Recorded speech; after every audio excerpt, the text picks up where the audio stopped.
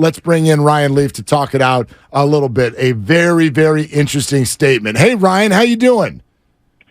I'm good. How are you guys doing tonight? We're doing fantastic, man. Yeah, really appreciate your time. So explain this to us. It's Trey Lance by a mile. If all three, Lance, Darnold, and Purdy, are healthy, it's a no-brainer. Why now? Because I know plenty would think that it's not a no-brainer. Why do you think it is? I think that, and, pardon me for y'all out there that are listening and stuff like that. When I'm hosting my show, when I'm doing my analyst stuff, I try to put on everybody's hats, right? I try to put on. So in this instance, I'm putting on the general manager and the head coach and the ownership hat for the San Francisco 49ers. The return on the investment of Trey Lance is there's not, it hasn't been resolved yet. Not had a chance. There's no data.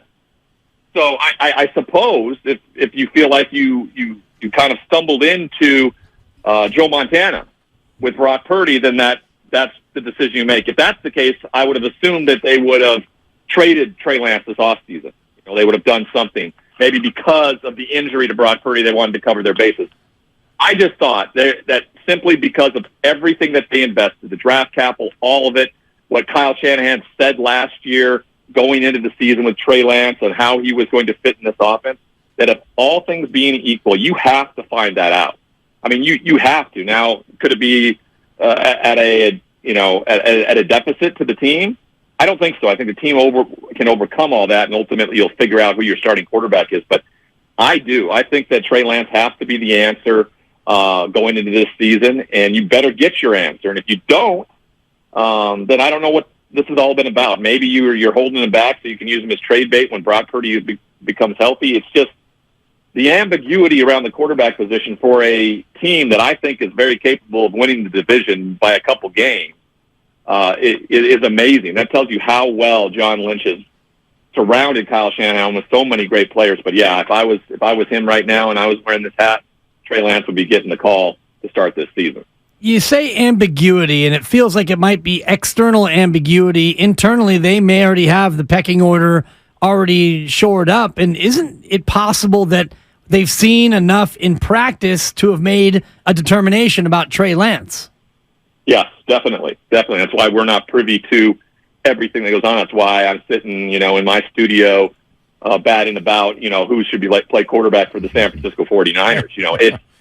It easily could be a made decision. It's opportunistic that they were going to play Trey Lance a bunch in the preseason, get some film out there, and utilize that as momentum for leverage to trade him away and try to get something in return for all that went into getting him to San Francisco. I don't know. We don't know. I haven't had a chance to talk to John Lynch in some in a few months, so I can reach back out, and I don't know if he's going to tell me anything. He's usually pretty close to the vest with that, my old teammate from Tampa Bay. But I do think that could be reasonable. I do think they could have seen enough. I've seen enough from Brock Purdy that I know he can be a starting quarterback in this league. So yeah. There's that slight difference, right, of things. There's a reason why they wanted to go for Trey Lance then after Jimmy Garoppolo took him to the Super Bowl.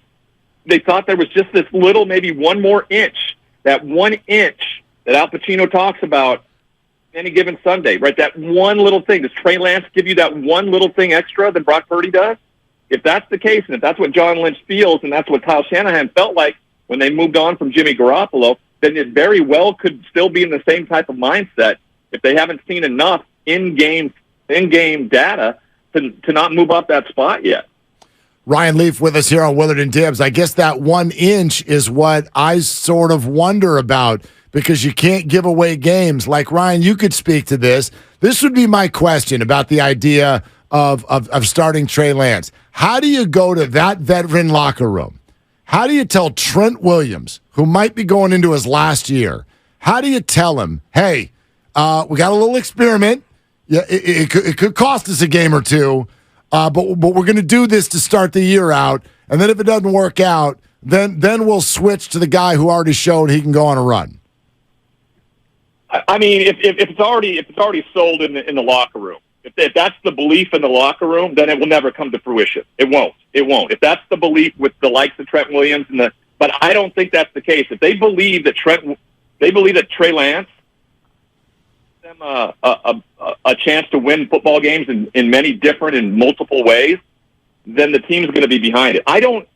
Maybe you guys, because you're so close to it, you've got enough data. I've watched every single game he's played. I've seen every single snap that Trey Lance has played. I don't have enough data that I can make a comprehensive decision that he's not the guy in San Francisco. I mean, the variable of being available is a huge variable, one that's a lot of times not quantifiable because people kind of throw that to the outside as an outlier and say availability is something you can't dictate because injuries happen. Well, plain and simple, the guy hasn't been available. That's the bottom line. And if he is available, if he's healthy, the belief in him from upstairs all the way down to that locker room was he's the guy. So if he's not in the minds of players in that locker room, I don't think for 1 second that Kyle Shanahan trots out Trey Lance to be the starting quarterback if people don't believe it can be true in that locker room. Agreed. And I think if Kyle Shanahan doesn't believe that Trey Lance is the guy, how does that affect Trey Lance's trade value, knowing that Kyle Shanahan is seen as some sort of a QB whisperer around the league? I think it absolutely just throws him under the bus. Now, there's going to be, don't forget, Jerry Jones went out and got me headed into my 4th year, because I was a number 2 overall pick. There's something to that. There's an aura that revolves around it. This guy was scouted. This guy was thought of. This guy was thought of so much that San Francisco gave up all of that to move up to number 3 to take Trey Lance. So there may be an owner out there, a general manager that firmly believes, we get him in here, we can make him a franchise quarterback. So all you have to have is the belief of one person, right? When it's all said and done, but it will do harm. And then ultimately, that team out there that may think that, they'll go, well, no one's going to trade for this guy because clearly Kyle Shanahan doesn't think he's got the goods to be the starter. So we'll just wait till he's released, and then you have to see what that market looks like, where that player is willing to go when he's a free agent. I would garner that the 3rd overall pick with really no data other than maybe some speculation that Kyle Shanahan, who's been kind of a quarterback whisperer for whoever it is, and wasn't able to figure it out and work it out. I still think he probably have some sort of trade value somewhere if that's the case. Ryan, I wonder this, just because of what the expectation is when you are the number 3 pick in the draft in terms of the chances that you're going to get. You were the number 2 overall pick in the draft. How would you have felt if a team essentially only gave you 4 starts and then moved on? How would you feel toward that team? Oh, I feel horrible. I feel like they did well, listen, you guys know my stance around this. There's too much ownership placed on the player who has zero choice in where he's drafted. Zero. When he's drafted or where he's drafted and the expectations that come with that. You look at the draft this year. Anthony Richardson, I don't believe for any reason should have been drafted in the top 10 or at least maybe even the first round. The best thing that happened to Will Levis is that he fell out of the first round and went to the second round. He's not going to have to wear that anchor. He's not going to have those expectations. Trey Lance wears it. Like, clearly, you can look at the San Francisco 49ers, and if ownership and John Lynch decide to move up that spot this year, people are going to look at Trey Lance and use the word bust. Look at John Lynch and Kyle Shanahan and go, you guys didn't do your job. You guys didn't do your job and scout him right. And they'll go, well, we did. We went and scouted Brock Purdy right. You got him in the 7th round at the end. No, I love you guys taking credit for that, but you took a flyer on the very end, and Brian Griese really liked him, and that was enough for them to, hey, we'll take him on the final pick of the draft and bring him into camp and stuff like that. So if it doesn't work out, and if Kyle Shanahan and John Lynch and ownership have to get rid of him after 4 starts, they're the ones that are going to have to wear that. That's who should be wearing the ownership of. John Lynch is a bust GM. Kyle Shanahan is a bust head coach. They could not figure this out. They did all of those things. And so maybe I'm just too close to it because of that ownership of mine. But I do think that has to play into this, and he shouldn't have to take the brunt of it because he never got a chance to do it. I would agree with you. I think that Brock Purdy, though, is a great palate cleanser in that they did find a quarterback late in the draft who has been able to come on and do the job and win. But if you were to talk to Trey Lance about that situation, having gone through it yourself so famously, what words of advice would you give to Trey Lance to help him keep his head up through the adversity? Yeah, it's difficult, really is, because you get shown it all the time, right? And it's an anchor. You wear it. You do. You carry it with you, because if he goes to another team, and if I was him, he's got a really good sounding board in his own quarterback room right now, and Sam Darnold. Sam's a very intelligent, forward-thinking guy. He is on his third team as the third overall pick. He's really been in some tough situations in New York as well as Carolina. I thought he has gotten better throughout his career. So I think those two together, that might be a really good quarterback room. And then you got Brian Griese leading the way. I don't know if enough people maybe outside of San Francisco was shouting his praises enough with what he did with the quarterback room last year, with how it started with Trey Lance, moved on to Jimmy Garoppolo, and then ultimately, the seventh round, last pick in the draft, had to take over a team that was capable of winning the Super Bowl. And there just really wasn't any missteps or hiccups with the transition through quarterback. So, you're going to have a pretty spectacular room there with Brian Griese leading the way. And so I think that they could really, utilize one another to be able to relate to one another, to maybe help one another, kind of find that, bit of a bubble, just them and relate to one another and use each other as a sounding board through this process, because, I can't tell you where there's a fix to it. When you're going through it, those expectations wear like that anchor at all times. It does. Now, it dissipates sometime when you stop playing, but it's always brought back around April or so.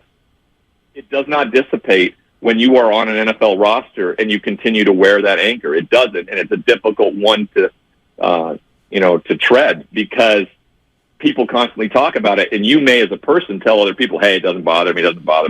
Yeah, it does. You're a human being. You may be a great football player, but you're a human being. And those criticisms, those things, they cut both ways. And so I really do think they have a really good quarterback room with the four of those guys, with the coach Griese involved, that can make for a very successful season. Ryan, interesting praise of Sam Darnold. Are you buying into this idea that the 49ers and Kyle Shanahan will unlock what we have not seen at his previous two stops? Well, I thought I saw a little bit of that at Carolina down the stretch. I actually did a cut-up on Good Morning Football of him right before they played Tampa Bay, and he had one of the worst games of his career where they could have won the division last year. So, it's hit or miss. It's the consistency part, and maybe you get that in a Kyle Shanahan offense. If he's asked to go, if Brock Purdy isn't able to go, and they have not seen enough from Trey Lance, and they decide to go with Sam Darnold, I think you would be in a healthy position, a veteran quarterback that's got some starts under his belt, that's been through some adversity. So I loved the pickup. I loved the price tag on the pickup when I heard it during the offseason as a free agent.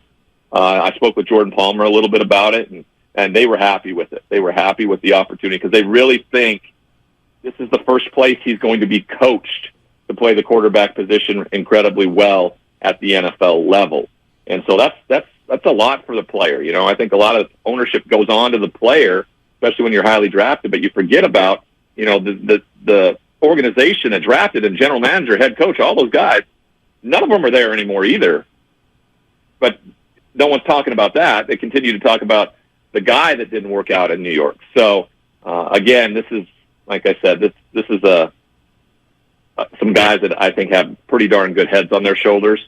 And if he's asked to play, I think I picked San Francisco to win the West today on my show, and I picked them to win by a couple games, and I picked them to win, hit their over on win total. I think it was 10.5. And I picked them to hit the over on that, even with the ambiguity in my eyes at the quarterback position. Ryan, great stuff, man. Thank you so much for hopping on for a few. You bet. You guys have a great night. And, we're getting closer and closer to the season. Yeah, here we go. Nice. Here we go. Yeah, Got thanks, one basketball series left, and then a lazy summer, and here we go. Yep. Ryan Leaf with us here on Willard and Dibs.